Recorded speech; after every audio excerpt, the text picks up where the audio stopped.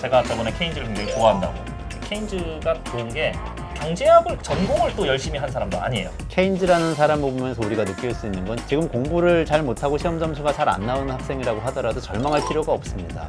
케인즈라는 사람은 돈도 굉장히 많았어요. 투자의 귀재라고 많이들 불리는데 주식으로 돈을 참 많이 벌면서 미인대회 주식 투자를 비유한 게 있죠. 미인대회. 그렇습니다. 케인즈의 일반 이론 좀 자세히 좀 볼까요? 이게 일반인도 다 이해할 수 있는 이론이 돼야 되는데 일반 이론이 말이죠. 근데 이게 굉장히 이해하기 어려워요. 애덤 스미스가 경제학에서 했던 가장 큰 공헌을 한마디로 요약한다면 경제는 생산이다. 케인즈는 이렇게 한마디로 요약할 수 있습니다. 난 아버지 정책이 싫어. 네.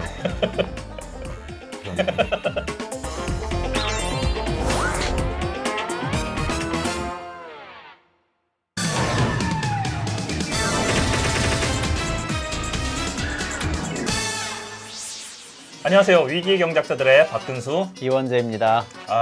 이제 위기의 경제학자들 세 번째 시간이에요.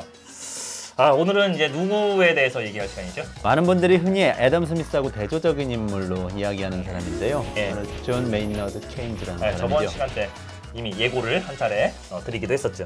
많은 사람들이 케인즈 그렇게 얘기를 하면은 정부의 시장 개입이라든지 그렇죠? 수정자본주의 뭐 이렇게 많이들 알고 있는데 좀 더 얘기를 좀 해주신다면. 예, 단순화해서 많이들이 이렇게 이해하죠. 애덤 스미스는 시장을 자유롭게 놔둬야 된다 이렇게 주장했고 케인즈는 정부가 개입해서 뭔가 정책적으로 해야 된다 이렇게 단순화시켜서 이야기하는데요. 예. 지난 시간에 살펴본 것처럼 애덤 스미스도 꼭 그런 것만은 아니었고 그렇죠. 오늘도 케인즈가 꼭 그런 것만은 아니고 여러 가지 우리 경제의 현상들을 다양하게 설명하고 있다 이런 이야기를 좀 할 수 있을 것 맞아요. 같습니다. 이렇게 위대한 경제학자들의 면을 한 면만 보고서 평가를 하는 거는 바람직하지 않아서 우리가 이런 시간을 갖는 거잖아요. 그렇습니다. 예. 근데 이 사람이 참 재밌어요. 제가 저번 시간 때도 말씀드렸지만 제가 굉장히 좋아한다고도. 네.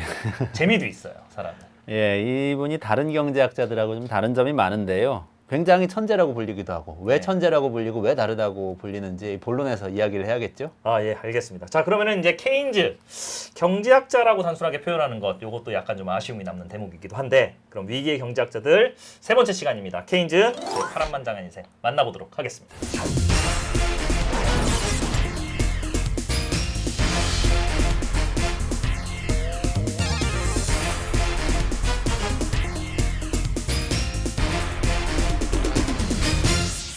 자, 그럼 이제 케인즈에 대해서 한번 좀 얘기를 좀 해보죠. 제가 저번에 케인즈를 굉장히 좋아한다고. 케인즈가 좋은 게 그 뭐라 그럴까? 경제학자들 그러면은 굉장히 딱딱한데 여러 가지에 대해서 굉장히 박식하고 막상 또 보면은 좀 이따가 얘기가 나오겠지만 경제학을 또 굳이 그렇게 막 전공을 또 열심히 한 사람도 아니에요, 그렇죠? 케인즈라는 사람을 보면서 우리가 느낄 수 있는 건 지난번에 애덤 스미스도 그랬지만 이런 겁니다. 지금 공부를 잘 못하고 시험 점수가 잘 안 나오는 학생이라고 하더라도 절망할 필요가 없습니다. 공부를 꼭 어떤 과목에 공부를 잘한다고 해서 그 방면에 위대한 경제학자가 되냐 그런 건 아니거든요. 맞아요, 다방면에 여러 가지로 창의적인 관심을 가지고 예. 이리저리 부딪히다 보면 또 그 어떤 분야에서 선재성이 발견되고 위대한 경제학자가 되기도 하고 예. 하는데 그게 이제 애덤 스미스도 그랬고 케인즈도 마찬가지입니다. 가장 특이한 점은 이런 겁니다. 예술에 대해서 굉장히 관심이 많았다는 건데요. 현대미술품, 고전예술품 다 이 수집을 즐겼고 예. 블룸즈버리 그룹이라는 그룹의 예. 이 중심에 서 있기도 했던 그런 사람이죠. 그 지명 이름이죠, 그렇죠? 예. 제가 이 케인즈가 어떻게 예술 쪽에서 이렇게 활동했는지 간단하게 좀 살펴봤어요. 그랬더니 이 굉장히 그 이력서가 화려합니다. 케임브리지 아트 시어터 설립하고 내셔널 갤러리 이사, 현대미술협회 후원회장, 로열 오페라 하우스 이사장. 이거 굉장해요. 케인즈가 죽었을 때는 그렇게 그 집에 와인이 또 많았다고 그런 얘기가 있더라고요. 와인도 굉장히 좋아하고. 명함이 여러 개 있는 분이었군요. 그렇죠. 예. 근데 이 블룸스버리 그룹 이건 도대체 뭔가요? 영국의 작가하고 철학자, 예술가들의 모임이었는데요. 이게 장소이기도 하지만 시대 정신을 대표하는 이름이 나중에는 됐죠. 예. 케인즈가 대학생일 때 결성을 해서 철학하고 명성을 얻고 있었던 그런 네. 모임이고요. 버지니아 울프라든지 또 에드워드 모건 포스터, 또 클라이브 벨 같은 미술평론가, 네. 그리고 뭐 리턴 스트레이치 같은 이런 분들이 같이 참여하던 다양한 분야, 그러니까 소설가, 뭐 평론가, 네. 뭐 이런 분들이 다양하게 참여한 그런 이제 그룹이었다고 사교 모임이었다고 보시면 아유, 됩니다. 대단한 사람들이에요. 그렇죠? 이 사람들 도대체 여기 모여가지고 뭐 한 겁니까? 무슨 이야기를 하면서 살았던 거죠? 그러니까 뭐 사랑이라든지 미학이라든지 철학이라든지 이런 그 자기들 관심사에 대해서 이야기를 하는 건데요. 그게 이제 이분들이 사고가 좀 시대를 앞서가고 있다 보니까 자연스럽게 이게 시대에 대한 이야기로 흐르는 것이라고 생각하시면 됩니다. 그래서 당시에 페미니즘에 대한 이야기도 하고 평화주의에 대한 이야기도 하고 했다고 하니까 사실은 어떻게 생각하면은 그냥 친한 사람들끼리의 사교 모임인데 이게 워낙 자유로운 분위기에서 각 분야에서 지적으로 앞선 사람들이 이야기를 나누다 보니까 그 이야기가 자연스럽게 시대를 앞서가는 사상이 되는 그런 분위기의 모임이었다고 그러면서 보시면 일종의 됩니다. 지식인 모임처럼 남한테는 보이게 되고 그런 이제 의견도 나누게 되고요. 그렇게 되는 거죠. 그 블룸스버리 그룹에 대해서 조사를 하다 보니까 장난도 되게 많이 쳤더라고요. 대표적인 게 제가 찾아보니까 드레드노트 사기 사건이라고 혹시 들어본 적 있으세요? 이 블룸스버리 그룹에 있는 몇 명의 사람들이 이디오피아 황제로 가장을 합니다. 자기네들이. 그래가지고 이제 드레드노트라고 하는 거대한 전함이 있는데 거기다 전보를 쳐요. 자기네가 이디오피아 황제인데 자기네가 이제 놀러 왔다. 영국에. 그러니까 그 함대의 그 함선 위에서 파티를 하고 싶다고 그래가지고 실제로 거기서 파티를 했어요. 그런 장난까지도 좀 치는. 그러니까 뭐라 그럴까? 범상치 않은 사람들이죠. 그 틀을 좀 깨고 이제 나아가는. 장난을 쳐도 스케일이 좀 크더라고요. 그래가지고 이제 크게 뉴스가 됐다. 뭐 이런 얘기도 있던데 그렇게 얘기를 해보면 이 케인즈라고 하는 사람이 그러한 자유분방한 그러한 사고를 이렇게 교류하는 블룸스버리 그룹에서 활동을 하면서 자유로운 영혼 이런 것을 이제 키우게 된 것 같기도 하고요. 그렇죠. 그게 이제 사상적 흐름으로 보면은 우리가 흔히 모더니즘이라고 이야기하는 흐름하고 맞닿아 있는데요. 뭐 장난을 치고 이런 부분도 어떻게 해석하면 문화적으로 리버럴한 거라고 볼 수가 있거든요. 그렇죠. 자유주의적이다. 예. 이 자유주의적이라는 것은 상당히 현대적인 어떤 것이죠. 문화적으로는 굉장히 자유스러움을 추구하고 네. 틀에 박히지 않게 하고 관습을 타파하고 이런 부분하고 맞닿아 있고 예. 그래서 그것이 이제 사회 문제나 경제 문제를 바라보는 시각에도 영향을 미쳐서 일종의 모더니즘 사상에 영향을 끼치는 그런 역할을 이 사람들이 하게 됩니다. 또 실제로 이 케인즈라는 사람은 돈도 굉장히 많았어요. 뭐 투자의 귀재라고 불리기도 했다고 하는데 제가 어렸을 때 대학교를 다닐 때 그 교수님이 얘기를 해주신 게 경제학자들이 다 가난하다. 역대 경제학자들을 봐도 돈을 번 경제학자는 손에 꼽힌다. 뭐 대표적으로 얘기한 게 이제 데이빌 리카르도, 뭐 케인즈, 뭐 이렇게 얘기를 해줬던 걸로 제가 기억이 나거든요. 굉장히 돈을 굉장히 많이 벌었어요. 실제로 어떻게 돈을 벌었는지 좀 말씀 좀 해주시죠. 예. 혹시 모르지 않습니까? 여기서 이제 투자의 기법을 배워서 우리가 투자를 할 수도 있는 것이니까. 예, 케인즈는 이제 대표적으로 돈이 많은 경제학자 축에 예. 속하죠. 그래서 뭐 투자의 귀재라고 많이들 불리는데 주식으로 돈을 참 많이 벌면서 자기의 투자 기법을 설명해 달라고 하면 아마 이런 귀절로 대신하지 않을까 하는 생각도 드는데요. 미인 대회 주식 투자를 비유한 게 있죠. 미인 대회. 그렇습니다. 예. 그러니까 미인 대회에서 미인으로 선정되는 이분은 많은 사람들이 미인이라고 생각하는 사람이라는 거죠. 그러면 주가가 오르는 주식은 어떤 주식이냐?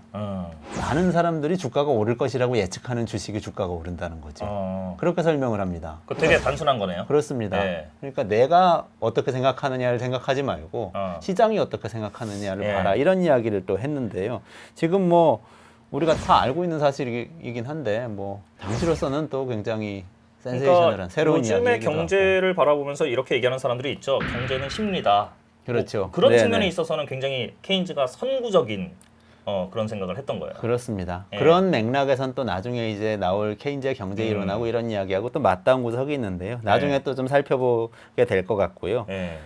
돈을 버는 문제로 돌아가가지고 좀 이야기하면 몇 가지 에피소드가 있는데요. 케임브리지 대학의 킹스 칼리지라는 곳이 예, 있습니다. 예. 그러니까 케임브리지 대학이라는 곳은 하나의 대학이 아니고 몇 개의 대학이 연합해서 만든 것인데 그 중에 가장 중요한 대학 중에 하나가 킹스 칼리지. 그러니까 몇 개의 칼리지들이 하나의 이제 유니버시티를 그렇죠. 이제 구성하는. 예. 그런데 단순히 우리가 생각한 단과 대학 개념이 아니고 이 칼리지는 그거 자체가 종합대학 개념인데요. 그 대학의 기금 운영 책임자를 케인즈가 맡았던 적이 있습니다. 킹스 칼리지에서. 예. 근데 이 양반이 장학기금 운영해가지고 연평균 수익률을 16%가량 올렸다는 거예요. 그러니까 당시에 영국의 시장 평균 수익률이 10%가량 됐는데 1.5배가 넘네요. 예, 요즘 말로 따지면 이제 6%포인트를 오버 퍼포먼스를 한 거죠. 시장 수익률 초과 달성했던 펀드 매니저였다는 거죠. 그렇습니다. 그래서 그 투자 내용을 보니까 킹스 칼리지 기금의 60에서 70%가량을 주식에다 투자를 했다고 합니다. 요즘 같으면은 뭐 고위험인데요. 그렇죠. 학교 기금을 주식에다 투자했다가 날리면 이제 학생들이 어떻게 됩니까? 그래서 위험 투자를 했다는 건데 그럼에도 불구하고 이 주식 투자를 선택을 하면서 케인즈는 이런 이야기를 합니다. 사실 저평가 가치주를 사서 오랫동안 기다리면은 반드시 돈을 벌게 돼 있다 이런 이야기를 하게 됩니다. 당연한 이야기인 것 같은데 저평가 가치주니까요. 그 경제신문 보면은 맨날 투자할 때 나오는 얘기 아닙니까? 그렇죠. 근데 그게 뭔지를 알아야 말이지. 그럼에도 불구하고 당시 영국의 경제에서는 그런 시도를 하는 펀드 매니저조차 별로 없었다는 거죠. 그러니까는 요즘 얘기하면은 단타매매만 했나 보네요. 사람들이. 위험한 투자를 오히려 좀 꺼리는 그런 분위기였던 겁니다. 시장을 믿지 못하는 거고 또 한 가지는 이제 이 양반이 보통 우리 계란을 한 바구니에 담지 말라 이런 투자 격언 많이 이야기하지 않습니까? 분산 투자하라는 건데 또 분산 투자를 안 합니다. 케인즈는 그냥 46년 동안 이 투자를 하게 되는데 보유했던 최대 종목 수가 72개밖에 안 됐다고 하니까 많이 분산을 한 건 아닌데요. 그러니까 사실 계란을 한 바구니는 아니지만 몇 개 안 되는 바구니에 쫙 담아놨는데 또 이런 이야기를 합니다. 많은 회사에 분산 투자했다고 해서 위험을 피할 수 있는 건 아니고 좋은 회사에 투자를 해놓는 것이 위험을 피하는 길이다. 이렇게 이야기를 하면서 또 저평가 가치주 이야기를 다시 했다고 합니다. 굉장히 그 뭐라 그럴까 요즘에 투자를 하는 사람들의 입장에서는 아는 것과 반대되는 얘기도 있고 당연히 아는 얘기도 있고 한데 굉장히 과감했네요. 어떤 의미에서 보면 몇 개 안 되는 그런 종목에다가 집중적으로 하되 거기에 대해서 자기가 확신이 있었다는 거 아닙니까? 이 주식은 저평가다. 뭐 이렇게 해가지고. 그러니까 아까 그 블룸버리 이야기부터 뭐 여러 가지 이야기들 종합하면은 저는 케인즈가 개인적으로 보더라도 나중에 나오는 경제 일환하고 일맥상통한 부분이 한 가지가 있는데 그게 뭐냐면 통념을 깨는 겁니다. 통념을 깨는 방식으로 자유롭게 뭔가를 해가는 사람. 그리고 머리가 굉장히 좋은 천재. 이렇게 그래서 케인즈를 천재라고 불린 이유도 있고요. 그렇습니다. 그래서 돈도 굉장히 많이 벌어가지고 40살이 넘어서 아이고 리디아 노포코바라고 하는 희대의 그 발레리나 프리마돈나랑 결혼도 했어요. 그래서 미인을 좋아해서 미인 대회랑 연관을 지었나?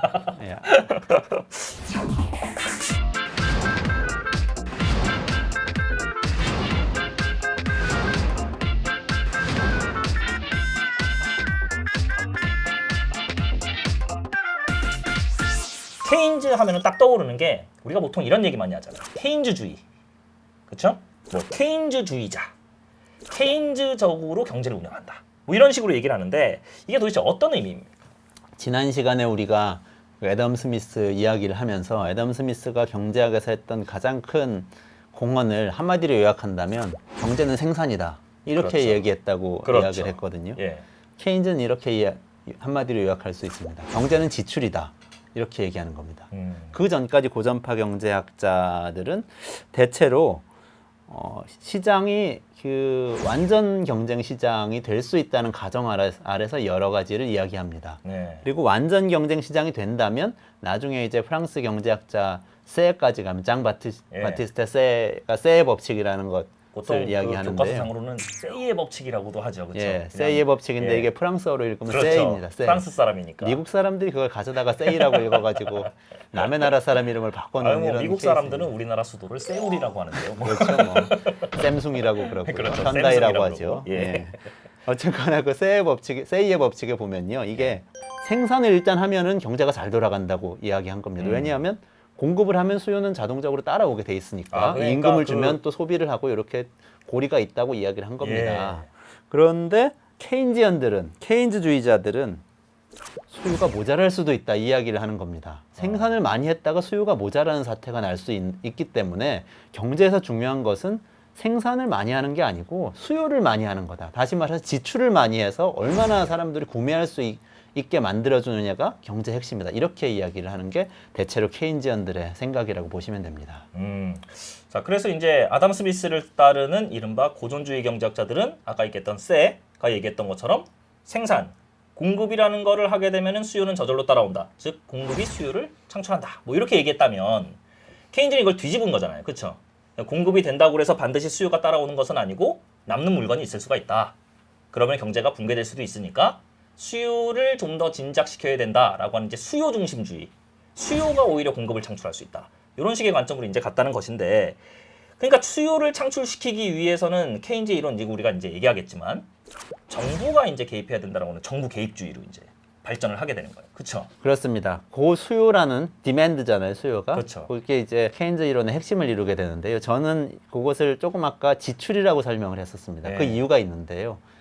정부의 지출을 여기에 포함을 시켜서 생각을 해야 되기 때문에 그렇습니다. 정부에서 돈을 쓰는 건 보통 수요라기보다 지출이라고 표현을 하죠. 엑스펜디처라고 하죠. 사람들이 얘기하는 수요에는 정부가 쓰는 돈은 수요라고 잘 이렇게 생각을 하진 않죠. 또. 네, 잘 생각이 되지 않기 때문에 예. 그 지출이라고 정의를 한다면, 자 아까 우리가 이렇게 얘기했죠. 지출이 줄어들면 물건에 대한 수요가 상품에 대한 수요가 그렇죠. 줄어들고, 그럼 상품이 덜 팔리고, 그럼 기업이 투자를 덜 하게 되고 고용을 덜 하게 되고, 그럼 다시 소비자들의 수입이 줄어들어서 또 물건을 덜 사게 되고 악순환이 예, 그렇죠. 되면서 대공황으로 가는 예. 거잖아요.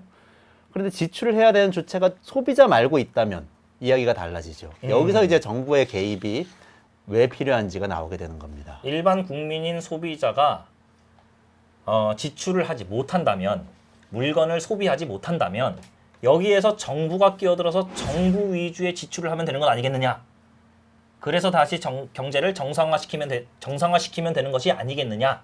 이렇게 얘기했다는 거죠. 그렇습니다. 예. 그 이야기가 나오면서 더불어서 정부가 직접 지출해서 물건을 살 수도 있지만, 예. 만약에 일반 국민들이 너무 소득이 낮아지고 실업 상태가 돼서 소비를 할 수 없는 지경에 이르렀다면 그들이 소비할 수 있게 정부가 적절하게 돈을 풀어주면, 그게 복지제도를 통해서든 아니면 노동정책을 통해서 임금을 예. 올려준다든지 하는 정책을 통해서 돈을 풀어주면 그 사람들이 또 소비를 시작하면서 이 다시 경기가 진작될 수 있다.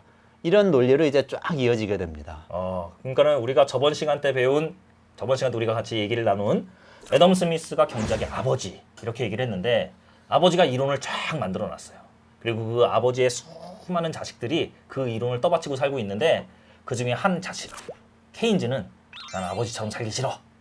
아버지는 뭔가 잘못 생각하고 있어. 나는 아버지의 이론을 정면으로 반박할 거야. 라고 하고서 결국에는 일반 이론이라고 하는 그 책을 통해 새로운 경제 이론을 다시 집대성한 사람이다. 이렇게 정리를 할 수도 있을 것 같아요. 그렇습니다. 예.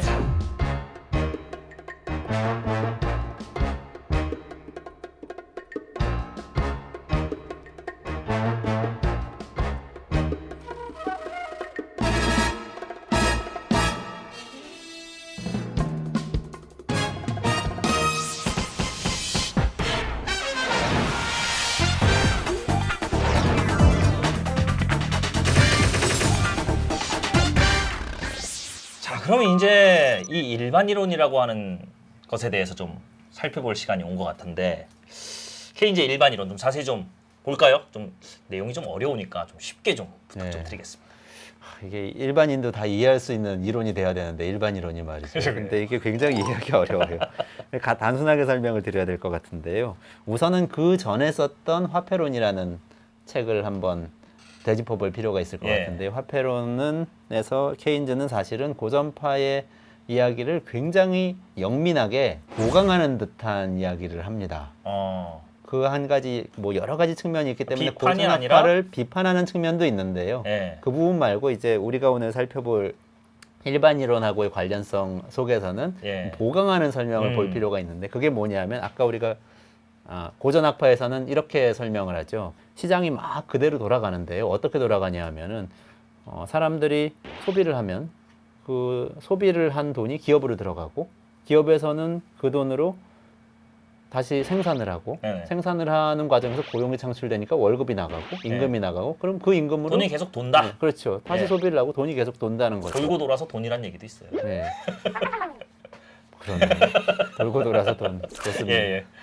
근데 사람들이 받은 돈을 소비를 다 하지 않고 저축을 할 때는 어떤 일이 벌어지냐, 이런 네. 반박이 가능하잖아요. 저축을 예. 하면은 이 소비를 덜 하게 되니까 그러면 전체적으로 다 위기에 빠지는 거 아니냐. 예. 여기에 대해서 고전파 경제학자들이 아니다.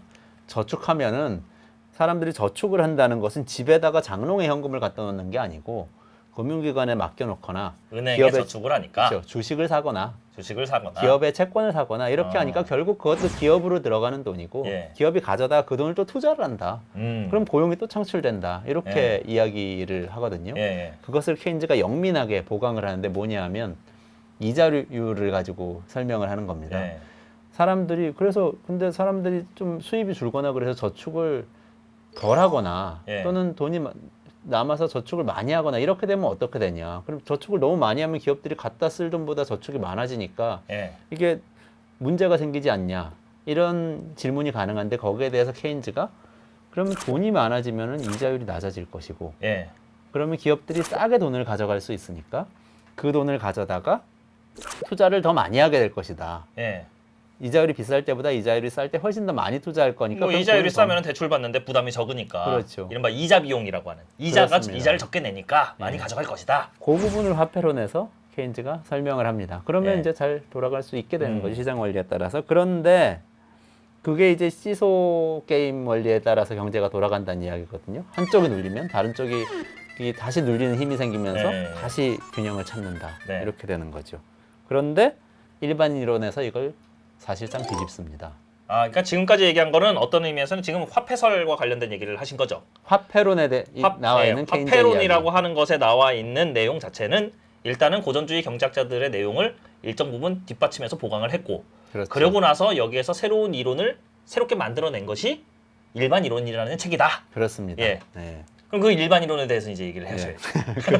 아, 드디어 일반 이론에 대해서 예. 말씀을 드리면 일반 이론에서는 사실 금리가 떨어져도 기업이 투자를 하지 않는 그런 예. 상황을 이미 목격한 다음에 아, 그것에 대해서 설명을 하고 있죠. 대공황이 일어났는데 벌어진 음. 일은 뭡니까?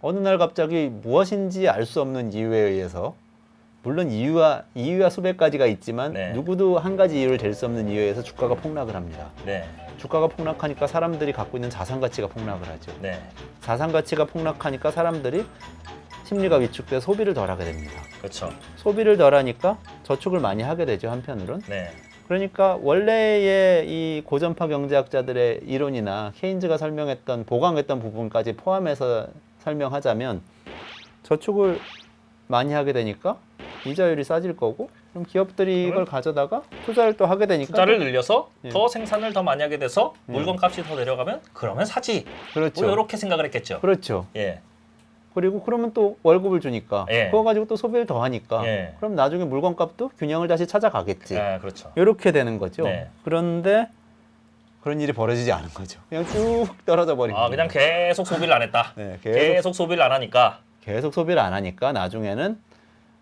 기업이 소비자들이 소비를 안 할 것 같으니까 투자를 더 줄이고 생산을 더 줄입니다. 네. 해고를 하게 되고 고용이 더 해고하니까 줄어드니까 임금도 줄어들고 실업자가 양산되니까 소득이 줄고. 소득이 주니까 저축했던 걸 꺼내 쓰면서 저축도 줍니다. 어. 그러면서 경제 자체가 쭉 떨어지게 되는 게 바로 대고. 이제는 어찌할 수 없는 길을 가버렸네요. 그렇습니다. 예, 그냥 모두가 가난해진 상태가 되는 거네요. 예, 그래서 이게 시소인 줄 알았더니 엘리베이터였다. 이런 이야기를 일반 이론에서 하게 됩니다. 그래서 그냥 지하실로 쭉 내려가는 엘리베이터가 돼버린 첫 번째 사건이 대공황이다. 그렇습니다. 예. 예. 그래서 이 대공황이라고 하는 것을 극복하기 위해서 일종의 일반 이론이라고 하는 책이 이제 나온 것인데, 그럼 이 일반 이론이라고 하는 책에서는 이걸 어떻게 극복해야 된다고 또 얘기를 하고 있는 건가요? 그래서 핵심은 우리가 계속 강조를 하는데요. 그 전까지 강조됐던 생산의 측면에서 이걸 볼 것이 아니라 예. 지출이라는 측면에서 봐야 된다. 네. 이걸 이제 강조하는 거죠. 유효 수요라는 개념이 여기서 네. 나오는데요. 고전파 경제학자들 이야기대로 하면 이런 거죠. 사람들은 다 뭔가가 필요하기 때문에 필요한 거는 사게 될 것이다. 예. 사면 기업이 팔게 되고 파니까 고용하게 되고 자연스럽게 임금이 나가서 다시 그 돈으로 사게 되고 이렇게 설명을 했는데 필요가 중요한 게 아니고 실제 구매할 수 있는 유효 수요라는 게 중요한 거다. 유효 수요. 다시 얘기해서 능력이 받쳐지는 소비. 그렇습니다. 예. 그러니까 그걸 진짜로 살 수 있는 힘. 그게 필요하다는 거죠. 그냥 사람들이 원하기만 하는 것만으로는 안 되고 진짜로 그걸 구매를 해야 된다는 거잖아요. 예. 예. 정말 쉽게 설명을 잘 하시는 것 같아요. 아, 그래요? 아이고, 고맙습니다. 그렇죠. 지출이 핵심 요소이고 예. 실제로 지출하는 행위를 통해서만 사람들이 수요를 하기 때문에 어. 지출을 항상 보고 있어야 된다는 이야기를 이제 일반 이론에서 하는 거죠. 그러면 네. 이제 지출을 하게 되면 여기서 두 가지 효과가 나타나게 되는데요. 한편으로는 생산이 늘어나게 되고 네. 다른 한편으로는 고용이 늘어나게 된다. 예. 당연하죠. 물건을 사면 재고가 그렇죠. 없어지니까 기업은 팔리네? 예. 그러면서 공장을 돌리기 시작할 거고. 그렇죠. 공장을 돌리기 위해서는 사람들을 고용해야 되고. 사람들을 고용하면 월급 줘야 되고. 그 월급을 가지고 사람들은 또 돈을 쓸 것이고. 그렇게 돌아가는 거죠. 그렇죠. 그러니까 거기서 이제 투자라는 개념이 나옵니다. 그걸 이어주는 메커니즘이 바로 투자인데 그렇죠. 어떻게 계속 투자를 하게 할 것인가 예. 그 부분이 이제 굉장한 이 정책의 중요한 요소가 되고 기업이 투자를 하지 않으면 어떻게 할 것인가 이런 이슈들이 등장을 하게 됩니다. 그러면서 만약에 소비자들이 지출하지 않는다면 정부가 나서서 지출을 하면 기업이 그걸 보고 투자를 할 수도 있지 않겠냐 예. 이런 생각으로 이게 이어지게 되고요. 그러니까 일종의 또 심리를 또 이용을 하는 거네요. 그렇습니다. 예, 그러니까 기업의 입장에서는 이거 만들어봤자 안 팔려가지고 그 동안에 뭐 수백 개, 수천 개, 수만 개 기업이 다 무너졌는데 이거 만들어도 되는 거냐라고 고민을 할 때 걱정하지 마라, 우리가 사주마라고 해서 정부가 나서주면 그럼 정부가 이거를 책임져 주니까 투자라고 하는 이른바 투자 의욕, 심리가 올라가서 투자를 하게 되고 그래서 다시 경제가 정상화된다. 그렇습니다. 그리고 그것도 어려울 때는 정부가 직접 투자를 사회 기반 시설에 투자를 하는 것도 가능하다. 그것도 가능하죠. 여기로도 갑니다. 그러니까 뭐 도로를 건설하거나 철도를 건설하거나 댐을 건설하거나 정부가 어쨌든 채권을 발행하든 세금을 걷어서 하든 하면 고용이 창출되니까 거기서 고용이 창출된 고용으로 분배된 임금을 가지고 사람들이 소비를 시작할 것이고 그걸 보고 기업이 또 투자를 하면서 이게 이렇게 불어가면서 경제가 다시 살아날 수 있다. 이런 생각으로도 또 이어지고요. 이런 이야기들을 이제 그 실천적으로는 일반 이론으로부터 유추해서 실행할 수가 있게 됩니다. 옛날에 역사 시간 때 우리나라 실학자 있지 않습니까? 실학자. 거기 박제가라고 하는 사람이 그 북학이라는 책에서 나라가 절약 때문에 망했다. 소비를 하지 않아서 나라가 망했다. 조선이 망한 것은 사람들이 너무 아끼기 때문에 결국엔 소비를 하지 않아서 조선 경제가 이 모양 이 꼴이 된 거다. 라고 얘기를 해가지고 그때 지금도 기억이 나는 게 우리나라에 이미 케인즈보다 100년 먼저 케인즈보다 위대한 경제가 나왔다 그러는데 박제가는 거기까지는 얘기하지 않았네. 정부가 나서야 된다는 것까지는 얘기하지 않고 일반 소비자들의 소비를 진작시키는 것에서만 끝나긴 했네요.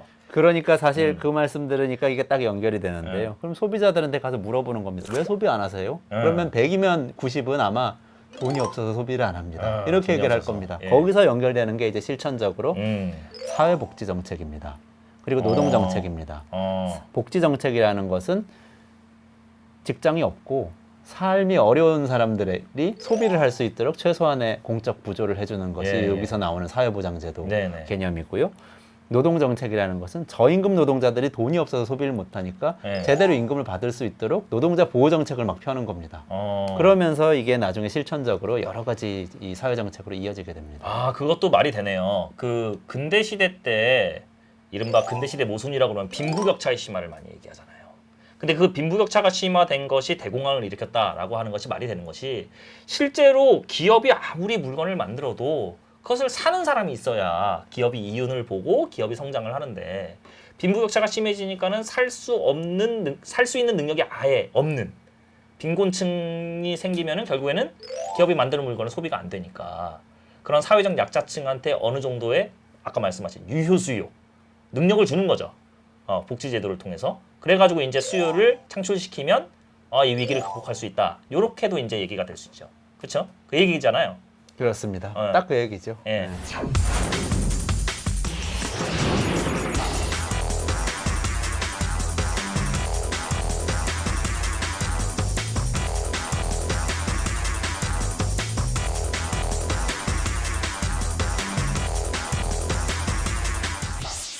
그래서 이제 케인즈는 결국에는 이제 정부의 개입이라고 하는 것을 굉장히 강조할 수밖에 없는 건데 그러면 정부가 이렇게 개입해서 수요를, 소비를, 지출을 계속 이렇게 창출시키면 경제는 계속 좋아진다고 본 건가요?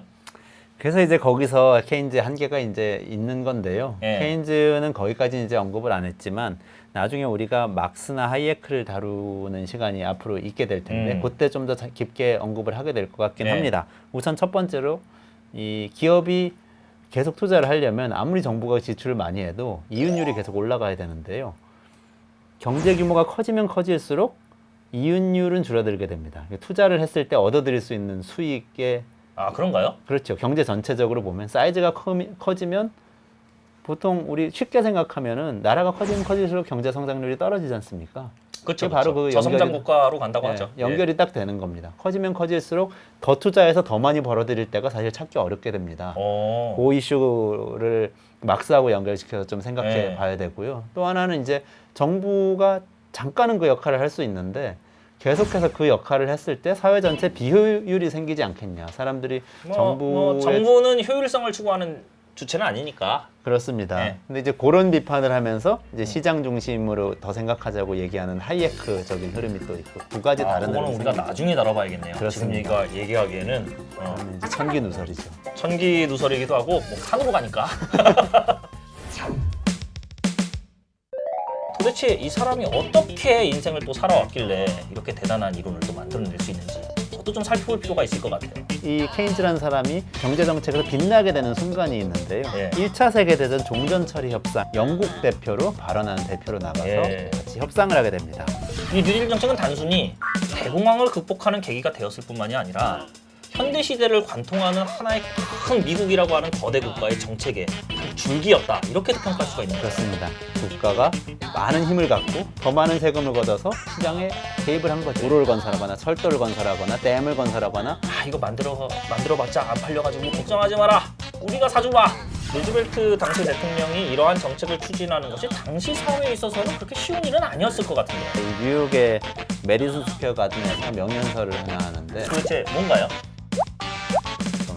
갑자기 생각이 안 나요.